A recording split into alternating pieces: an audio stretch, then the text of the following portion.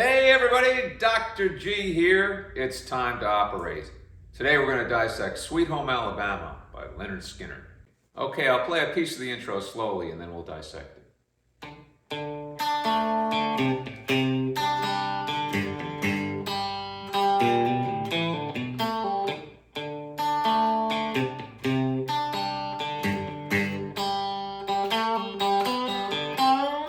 The first two notes are on the D string, and I mute the first one so it's very short, so you get. After these first two notes, I up-pick the D note on the B string, the A note on the G string, and then the open D string. Then I down-pick the C note on the A string, and then up-pick it, lift my finger up so it makes a ghost note, and then put it down and pick it down again. So you get. Then I up-pick the D note on the B string, the A note on the G string, and the open D string, heading to putting my middle finger on the low E, give you a G note, and I do the same. So that little piece is. Then you hit the open G string after that. So you've just ended that little piece of the riff on an open G string. Then you have to hit the G again right before you go into the next riff, which starts on B flat, not on A. So hit the G, then it's B flat, B, D, E, D, B, like this. The riff ends with Ed King using his ring finger to do a pull-off on the G string, going from an A note to a G note, like this. Let's look at that piece of the riff again slowly.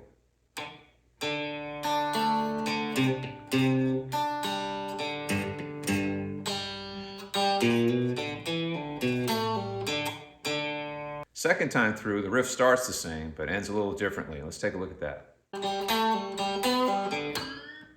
The end of that riff, he's working the G string, G, A, G, G first. Then he plays B, G, D, and that's a pull-off from the B to G. Then the last note is a C that he stretches and makes that little squeal by turning the pick, instead of having parallel to the string, turn it toward the string and hold it way down at the tip. Okay, there is a second guitar part that overlies what I just showed you in the introduction.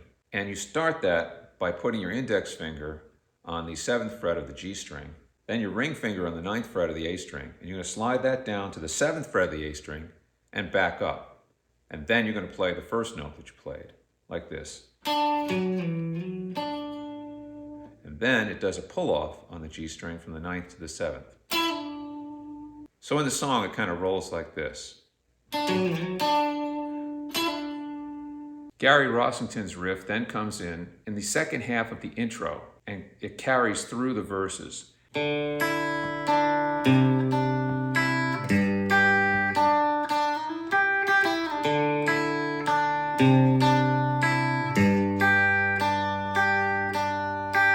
This is what Ed King plays during the verses. It's different than the intro. I'll play it slowly. And he's working off of D and A notes on an upstroke, followed by D and G, and then D and G.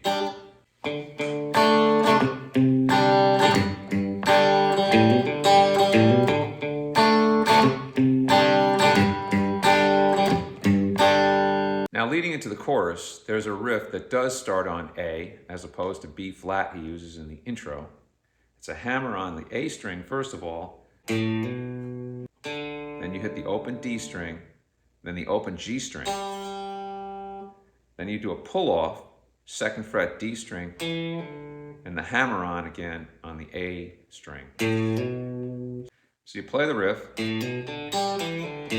slide your hand up into a D bar chord, and using your pinky on the D string.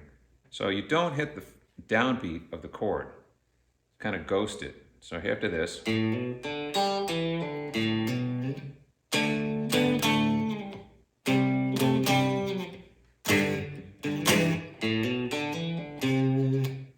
let's look at that whole piece.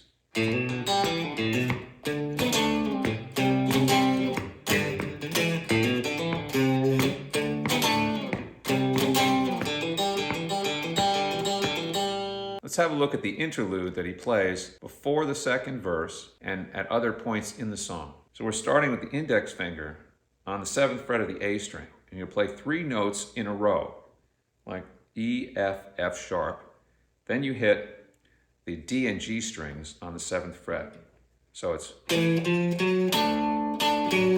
end of that, your ring finger's on the 9th fret of the A string, you slide it down to the 7th fret.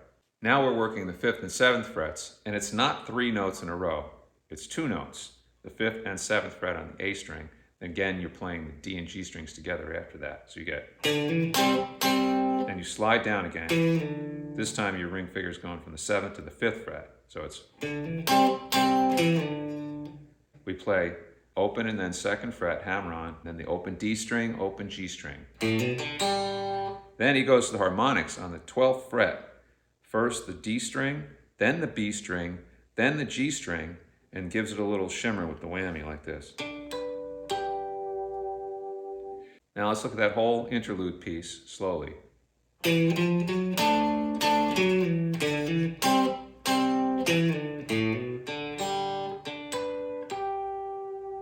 So he also plays this interlude at the end of the solo, but he changes the harmonics at the end.